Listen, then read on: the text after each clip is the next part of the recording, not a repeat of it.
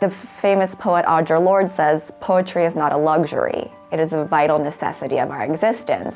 And what she means by that is poetry is a way to augur change and really unpack historical and present traumas and encounters and find a way in which to cathartically express them and process them. Hi, my name is Joey S. Kim. I'm the author of the poetry collection Body Facts, and I'm an assistant professor of English. An etymology of the Orient.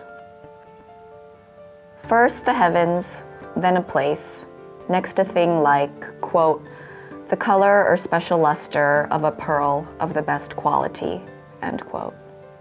Now a verb, an act, an object, moving through space that ruptures, revolts, reviles.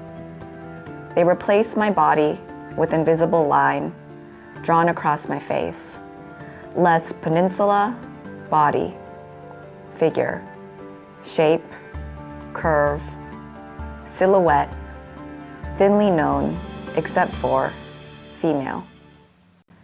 Body Facts has taken around 13 to 15 years of writing since I started as an undergraduate. They started as an opportunity to process my identity growing up in two cultures at once as a Korean and American, and I've spent years turning these poems into a channel for larger questions of Asian American identity and representation.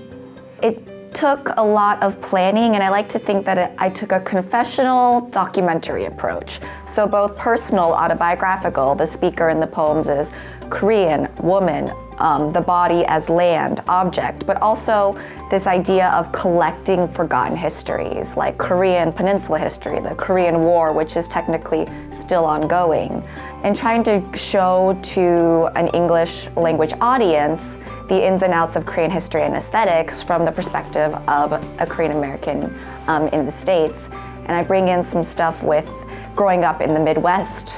I grew up in the Cleveland area and trying to assimilate and make sense of my identity living through this American Midwest culture in the 90s, while also trying to maintain this genealogical linkage to my motherland. In one of the poems, a child asks you when you were little, well, where are you really from? How damaging is that question? It's a common question that many people who do not look like they are white or that they are English speaking, it's a common question that so many of our communities encounter on a daily basis. And while whether or not it's intentionally racist, it creates psychological harm.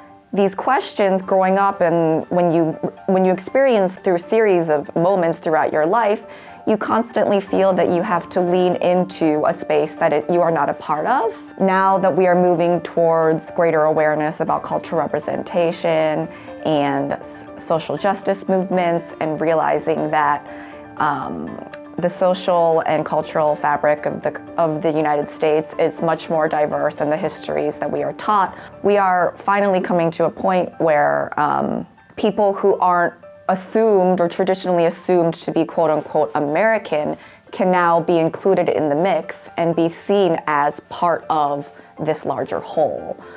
Asians have been here. The first Filipino sailors came in the 1500s, right? So it's not that we just came here. We've been here as long as other ethnicities and races, and now it's time for us to better understand how to coexist, right? Let's talk about your award-winning poem, Plunder. Describe what you would like for people to take away from that. I chose the title Plunder because of the way in which we think about war and objects that are like the spoils of war, but I also thought about plunder through the plunder of the human body. Thinking through the Korean War and the celebrated American plastic surgeon who brought cosmetic surgery to the Korean Peninsula and then created now common cosmetic surgery procedures in Korea, such as double eyelid surgery to look more westernized, and other ways in which to change the shape of the Korean face in order to mimic American ideals of beauty. Interweave this longer history of this idea of the Korean Peninsula, but also this Korean and Korean American person as somebody who is living in the wake of this psychological and historical confusion. I think so many of the microaggressions that I myself have experienced were not intended, right? But they still hurt.